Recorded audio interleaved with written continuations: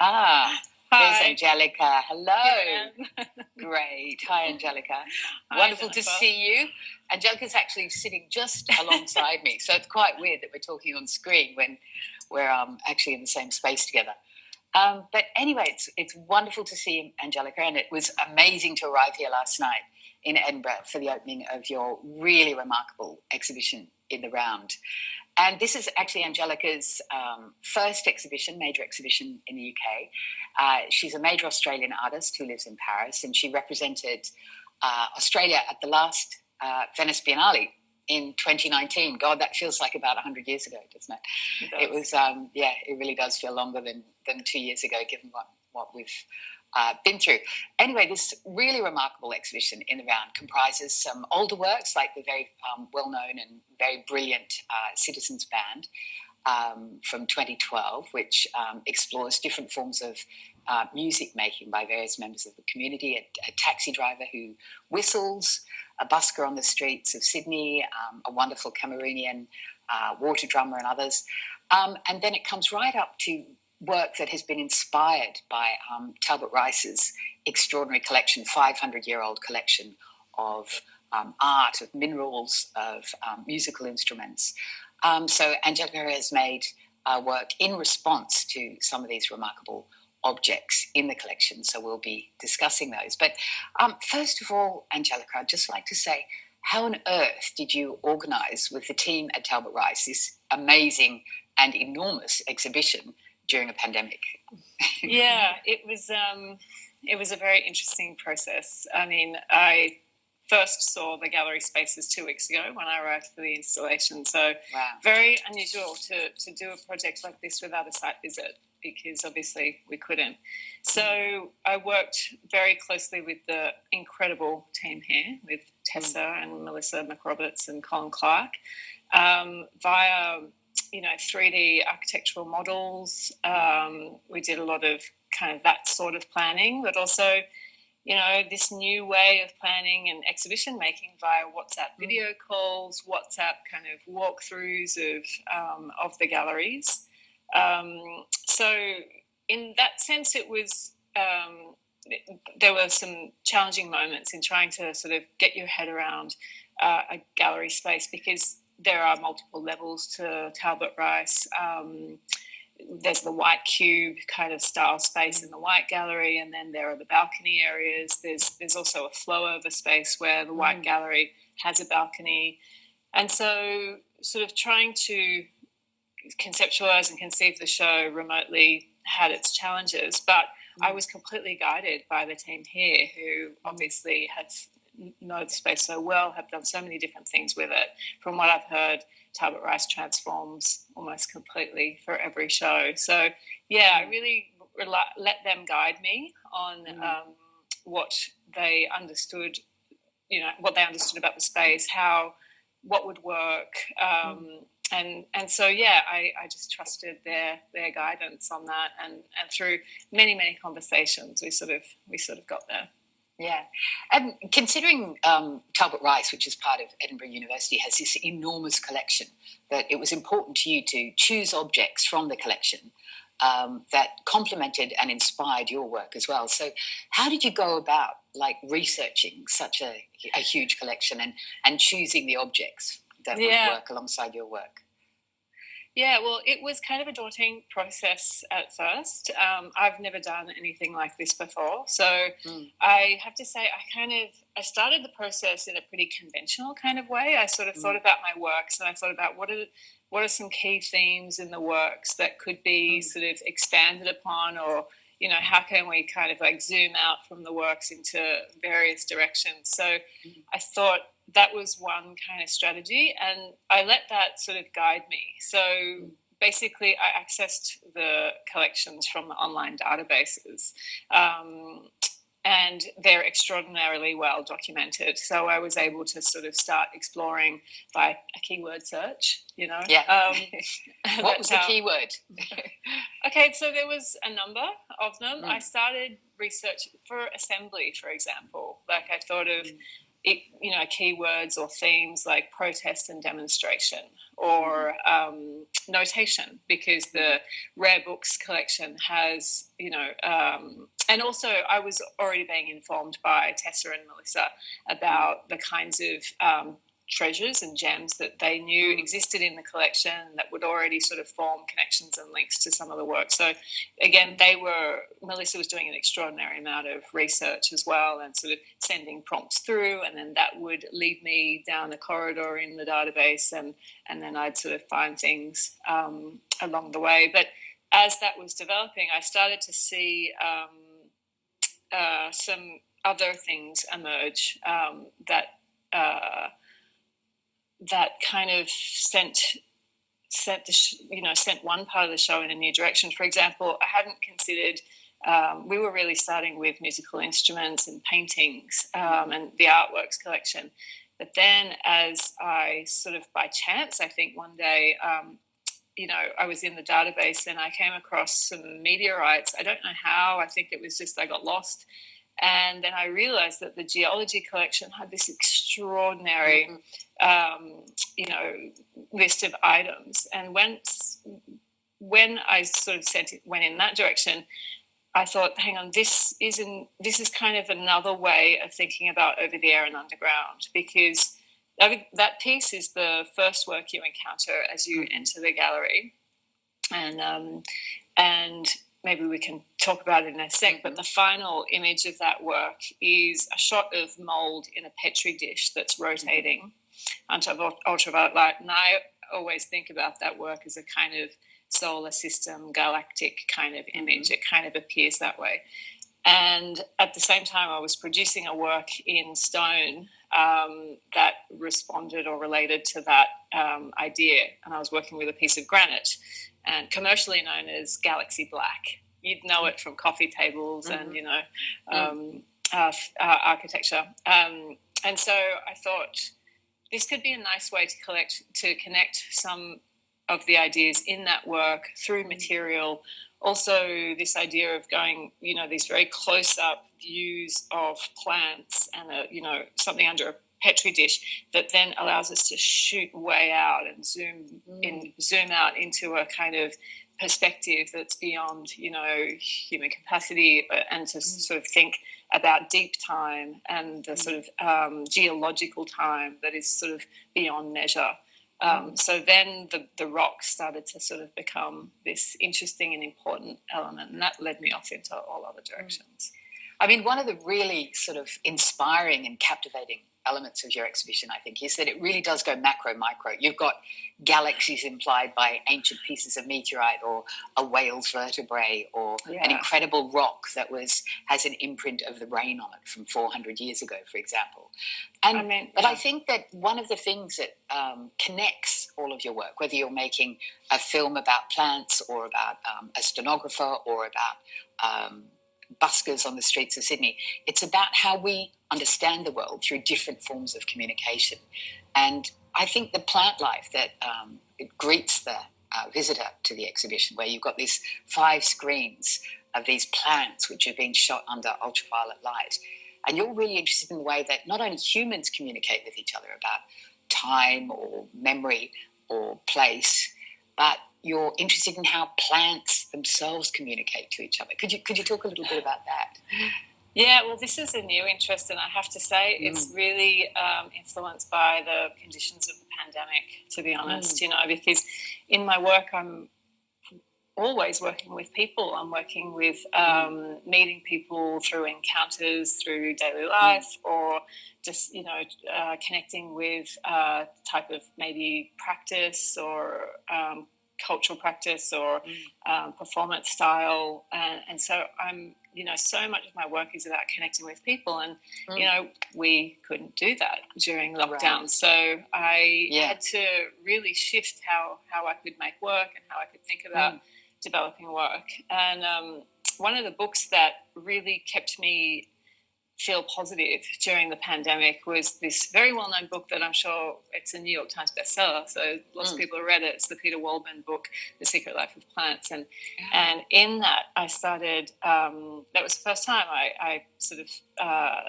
understood that, or read about this idea that plants have communication networks under the forest floor via these mycelial fungal networks. And for me, that idea was just like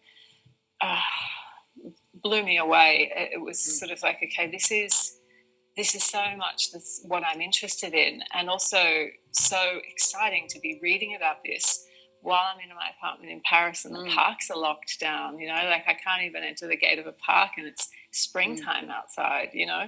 So it sort of felt like the right piece to be making at that time, and also a way to sort of step into maybe a new space for me and my thinking about communication. And I think you're absolutely right in terms of the role of nature during the pandemic. I've never heard so many people, friends and colleagues, talk about, you know, how desperately they loved their garden or going for a walk in the park or got to know Hampstead Heath in London, you know. And I think that our relationship with the natural world really shifted over the last 18 months. And so, I mean, when your work has gone from different kinds of communities to you know, to migrant communities, to your own intimate communities in terms of how you communicate. And where did that come from? Because you trained as a dancer, didn't you? And you grew up in a multilingual family as well. Yeah. So I think it's all of those things. I think it's... and I've talked to other people who grew up in similar situations to me. I think growing up in a household where there's multiple languages, it was also a multi-generational household. So, and this is why I connected with the David Malouf poem so much that I've used in assembly, because he talks in that poem about not having a common language with his grandfather. And I can relate to that. My grandfather spoke to us in Italian and we responded in English. But we understood each other. And in hindsight, I recognize that there's so much other information that you're leaning on things like gesture, mannerisms, body language in order to understand each other when you're in that sort of context. That it's not just spoken language, actually, that sort of generates meaning between you. And I think then training as a dancer and then sort of understanding how to, you know, speak with the body and gesture sort of being this ultimate form of expression kind of expanded that for me. Sorry, there you go. I was just going to say, I guess moving to Paris and again, you know, not being a fluent speaker for a long time sort of cemented that need to kind of understand through body language. And that's the thing about wearing the mask too. It's like, wow, we really rely on lip reading so much. I feel like I've gone deaf, you know, during this period. Yeah. I think that that's one of the very generous aspects of your show, actually, that you look at, you include objects that are, say, could be seen through a very scientific lens, and you talk a lot about translation and the different aspects and potentialities of translation. But it's not about a literal understanding of something. It's about creating a mood or an atmosphere or even a sense of wonder, like walking through the exhibition last night. It was a crowded opening. It was really wonderful that everyone was sort of back in real life again. But people were... there were all these it took a long time to move through the show because people were spending so much time peering into vitrines at these absolutely wondrous objects, you know, from hundreds of years ago, or paintings that were by an anonymous painter of showing, say, people in Scotland listening to music, for example. Or, there were lots of different ideas around the idea of translation and how we understand our place in the world. And it's not always entirely rational. It's about, art can be about emotion and intuition and feeling as well. And I think that that's an important thing to stress about how you research the collection. You're not doing it in a very didactic or sort of bossy way. You're doing it in a very you're forming beautiful connections, which are often quite unexpected, I think. Yeah. Sorry. No. So, sorry, I'm just gathering my thoughts here. It is Saturday morning. Go ahead.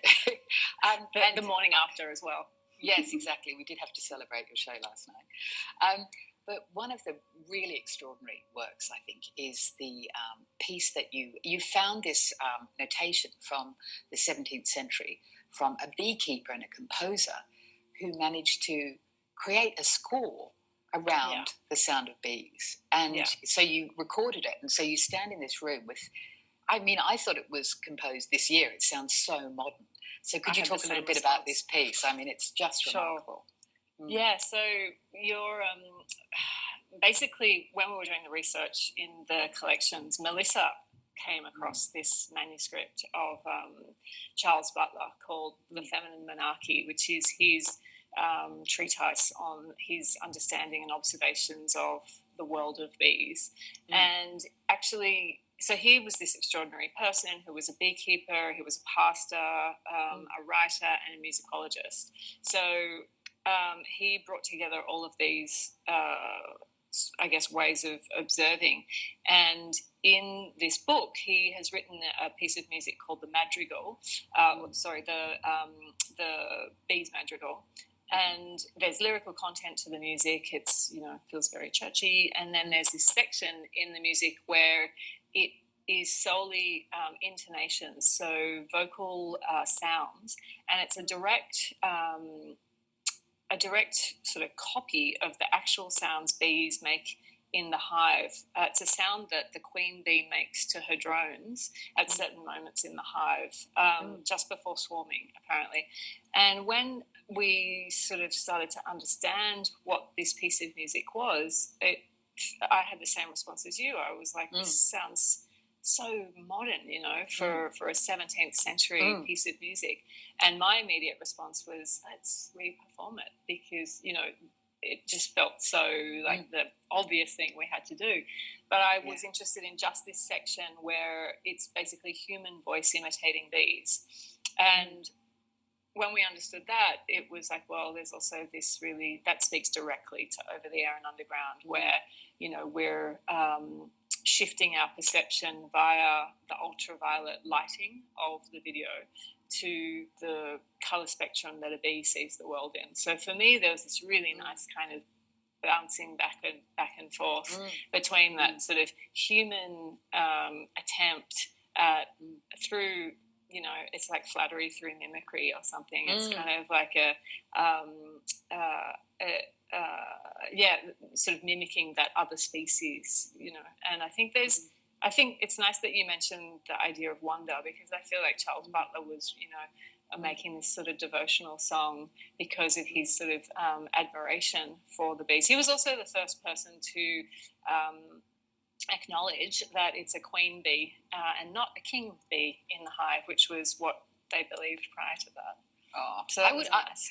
I would like to see a Netflix drama series around his life. This wonderful man who was like a beekeeper and this radical composer. I mean, I was standing in that room listening to this thinking, how is it possible this was composed 400 years ago? Because it's so contemporary. And it really, something that I'm very passionate about is that the art history, all art history or all composition, it was all contemporary at some point in time. And so it sort of really brings alive this idea of the past, of this man standing in a field and listening to bees and thinking, I'm going to make a notation of that. It's just, really fantastic. And actually for some of the people watching this who perhaps haven't seen the work yet, could you talk a bit more about Over the Air and Underground? So it's a 5-screen video installation, and it also has this extraordinary sonic component of voice. So if you could explain what that is. Yeah, so as you described, it's 5 screens that are scattered through the space. They're suspended on poles. The White Gallery has very high ceilings. They're over 5 metres in height. So you encounter the space with these screens on poles at different positions in the gallery. There's no central viewing perspective for this work. So because the screens are sort of on different angles, I'm hoping that encourages people to move through and between screens. What you see on the screens are, each screen is different, and you see a rotating flower on each of the screens, different flowers. The flowers are shot under ultraviolet light. So you can imagine, like, it's similar to black light, although black light is not really the same. We shot in real ultraviolet light, which has a very low frequency, and it's invisible to our human eyes, but this is the spectrum that a bee sees in. So we're kind of seeing the world through bees' eyes by looking at these flowers in this way. And what's really fascinating about that is that under ultraviolet light, pollen becomes very iridescent. So it's this super efficient way for a bee to be able to like find its objective, very, very quickly. So this on the screens you see these rotating flowers. On some of the flowers we've grown mycelial fungal threads. So there's a hyacinth in the work that is quite unrecognizable. It looks like it's sort of covered in a webby sort of mass. And I wanted to kind of reveal or make visible these fungal threads that are so important to this underground sort of network of communication in the plant world. That this network, which has been referred to as the Woodward Web, that allows plants and trees to share resources like glucose or send signals of danger. And it's this codependent relationship, So that's kind of been made visible by its appearance on the flowers. And then the audio component, you have the screens, and then on each pole are 2 speakers. So there's 10 speakers in the work. Each speaker has a separate human voice making a vocal tone. The tone is basically, I gave a set of instructions to the vocalists who were non-professional, non-singers, and I asked them to, for the duration of a breath, to hold the tone of 220 hertz, which they were listening to via headphones. And 220 hertz is the frequency that has been recorded that tree roots kind of submit, and we understand that this is them communicating with each other. So the sound piece for the work is a kind of, again, a human imitation or a human kind of version of that sound. So in the space, you do get the sense of hearing separate human voices, but they come together in a kind of chorus. And why did you want to choose non-professional vocalists for that? I like working with people who are unprofessional because you never know what you're going to get, and I find that exciting. I also feel like a non-professional most of the time. Like I feel like I'm often, trying things that are not my field, and I like being free in that space with other people who, are coming from it from the same direction. Yeah, right.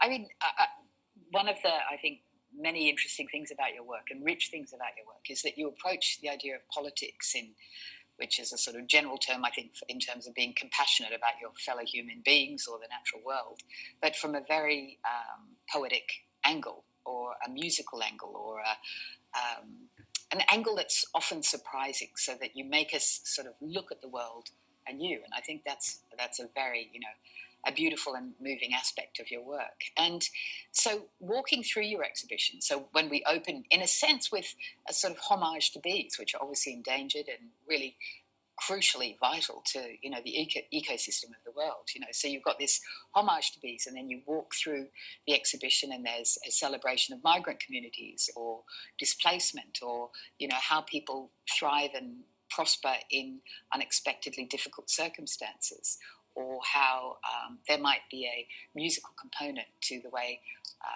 a government communicates, or rather registers what goes on in a parliament. Sorry, that sounds very long-winded.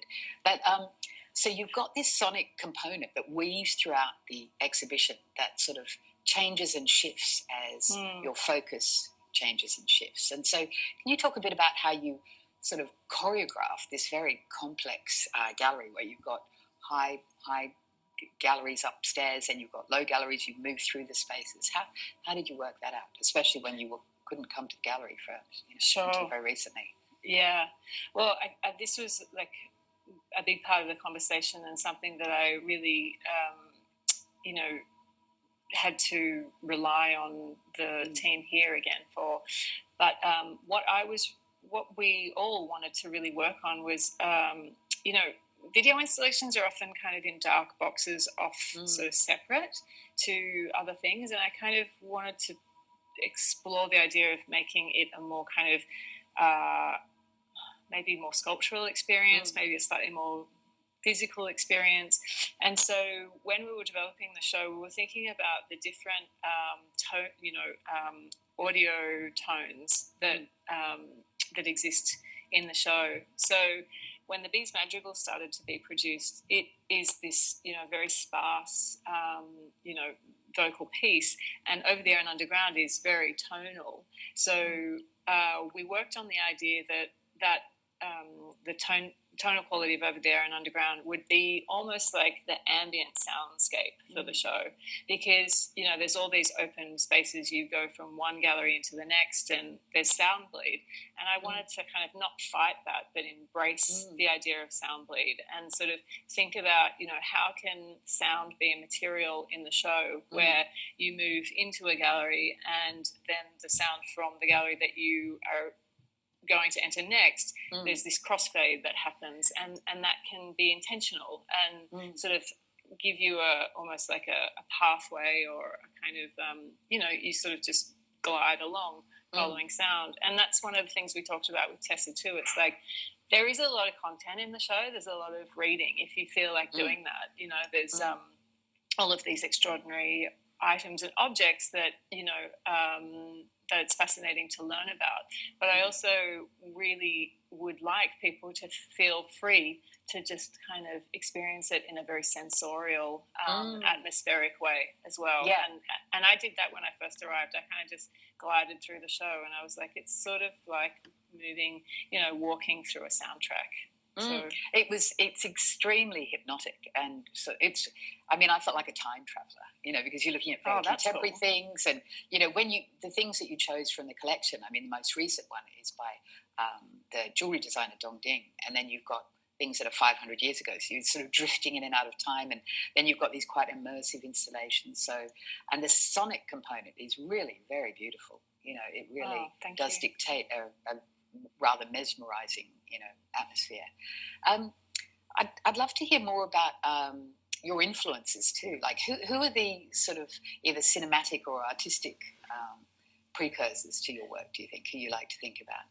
Well, one person I really like to think about, and who has kind of influenced the development of assembly and on from that, is the American composer Pauline Oliveiros, who she passed away only a few years ago. But I was very lucky to do a masterclass with her at the Kitchen in like 2002 on a residency, and she was doing her a workshop that she was doing very often, and it was an approach to sound and composition that really altered the way I thought about it from then on, because she had this wonderful approach to composition which was very much based on listening and responding.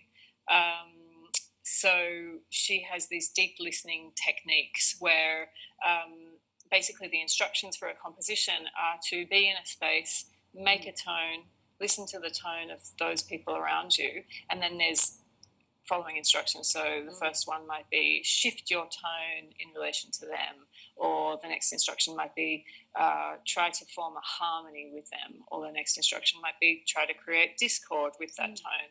And I just loved the fact that composition could be such a participatory kind of experience, and also such a democratic way of doing it as well. It's like the composer handing over the work to the participants, and so that conceptually and also formally really had a big impact on the way I've sort of thought about sound and been developing sound, particularly in the last couple of years. Super interesting. So I know we're reaching the sort of end of this now, and it's been wonderful talking to you, but I'd love to ask you one last question. So if I could play God and say you can take one object from the University of Edinburgh's collection, what would it be? It'd be the Gibeon meteorite. Oh my gosh. So naughty to take that, but it is billions of years old, and it's apparently it's older than our solar system. And what? There was a piece of text that we came across, and it said this, and I'm probably mixing up items here, but I just love this piece of text that said that, this metal was formed at the same time as our young son, and just the idea of that. Gosh. I just found that so moving to imagine that, you know. So yeah, I'd love to run away with that. Wow, and sort of puts things in perspective, doesn't it? Like something older than our solar system, and you know, we've only been in the pandemic for 18 months. We can cope. Exactly. Yeah. Okay. Well, look, thank you so much, Angelica. It's been wonderful talking Jennifer. To you, and this exhibition is so fantastic. So, if any of you watching can come to Edinburgh, come and see this beautiful show. It's full of riches.